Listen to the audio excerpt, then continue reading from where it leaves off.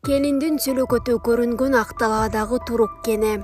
Кен байлык бар жердин ээси, ошол жердин коргоочусу болот деп коюшат. Туруктагы касиеттүү ыйык жер. Туруктун ээси, коргоочусу Агил Берсекенин айтып жүрүшөт. Бир жолу үйүлгөн тоо тектин үстүндө отургам, жумушчулар иштеп жатышкан. Маңдай жагымдагы өзөндүн боорунан шытыр-шытыр деп үн чыкканынан карай калсам, узундугу 3-4 метрдей болгон ак жаныбар асканын бетинен 2-3 жолу секирип ары көздөй кетти. Көрсө Агил Берсекен. Туруктан чыкканда кокту бар, кедей кыштоо деп коет. Ошол жердеги үңкүрлөрдө жана ары жагындагы дүңгүрөмө зоосундагы үңкүрлөрдө адамдардын сөөктөрү, боз үйдүн сыныктары сакталып калган. Түнкүсүн ар кандай үндөр угулат деп айтып калышат. Бизге чейин биринчилерден болуп көмүр өндүрүүдө иштеген Койчуман деген аке дагы бул жер ыйык касиеттүү жер экен. Айлана чөйрөдөгү кайберен уларды аттырбай аяр мамиле кылып иштедик деп айтып калчу. Турукка жеткени калганда Жамандаван сайынынын чыга беришинде таштан курулган мончо бар. Ал жерден бир келиндин сүлөкөтү көрүнөт деп калышат. Көмүргө барган айдоочулар дагы жөн барбайт эмеспи. Берке эрголдан ичип жанына салып алышат. Бир жолу 2-3 айдоочу түнкү саат 1:00 чамасында карьерден көмүр жүктөп этекке түшүп тиги таш мончонун жанына токтошот. Бир сыйра унааларын текшерип, анан ичишип дөңгөлөктөрүн чыңдап жатышса, келиндин сүлөкөтү көрүнүптүр. Анан өң алеттен кетип унааларын айдап качышыптыр.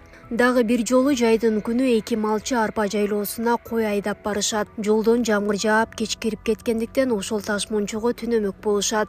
Мончонун ичине кирип жатышса эле аркы бөлмөлөрү шартылдайт дейт. Терезесиндеги целлофан шамалга шартылдап жатабы деп карашса, келиндин сүлөкөтү көрүнүптүр. Ошондон улам экөө туруп алып малын айдап качышыптыр.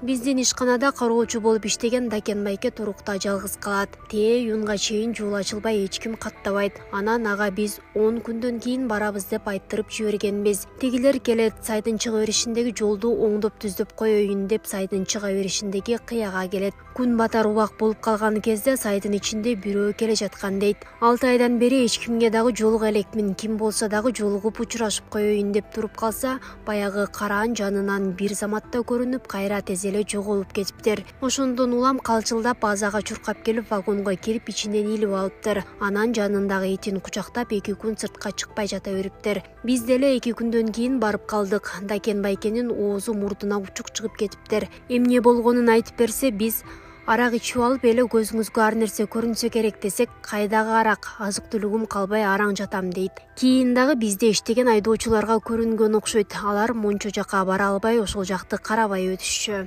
дейт Турук көмүр кенинде 10 жылга чукул көмүр өндүрүү иштеринде эмгектенген Камчы Байышев.